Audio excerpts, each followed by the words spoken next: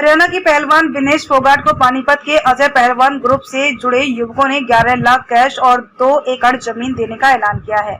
युवाओं ने समालखा कस्बे के आट्टा गांव में विनेश की कुश्ती एकेडमी खोलने का प्रस्ताव रखा है। युवकों का कहना है कि विनेश इस एकेडमी में बच्चों को शोषण मुक्त अंतर्राष्ट्रीय स्तर पर खिलाड़ी बना सकती है। दरअसल विनेश फोगाट पेरिस ओलंपिक में फाइनल मैच से पहले 100 ग्राम वजन ज्यादा मिलने पर डिस्क्वालीफाई कर दी गई थी।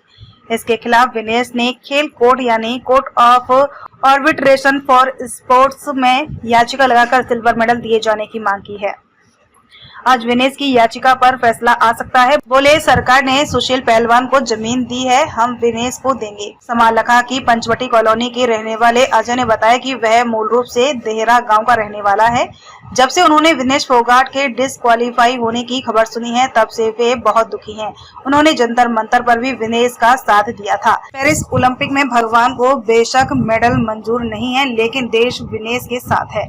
विनेश का दिल टूट रहा है। पूरे देश को विनेश के मान सम्मान करके इस दुख की घड़ी में उसका साथ देना चाहिए।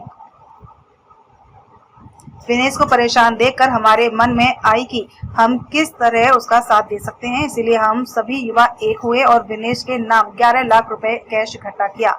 साथ ही एकेडमी के लिए 2 एकड़ जमीन देने का भी ऐलान किया गया है। सरकार ने सुशील पहलवान के नाम जमीन दी थी, इसी तर्ज पर हमने जमीन देने का प्रस्ताव रखा है। परिवार से सलाह कर जमीन दे रहे विनेश को 2 एकड़ जमीन देने वाले कुणाल ने बताया कि मुझे हाल ही में बेटी पैदा हुई है, मैं चाहता हूं कि वो भी खेल में आगे जाए, लेकिन विनेश के सारे मुद्दे देखते हुए मन बहुत डरा हुआ है। विनेश के साथ पहले जंतर मंतर पर शोषण हुआ, वह हालातों से लड़ती हुई पेरिस ओलंपिक तक पहुंची, यहाँ भी उसके साथ शोषण हुआ। अगर बेटियों के साथ ऐसा होता रहा तो बेटियां आगे कैसे बढ़ेंगी, इसीलिए परिवार से सलाह कर विनेश के नाम जमीन देने का ऐलान किया है।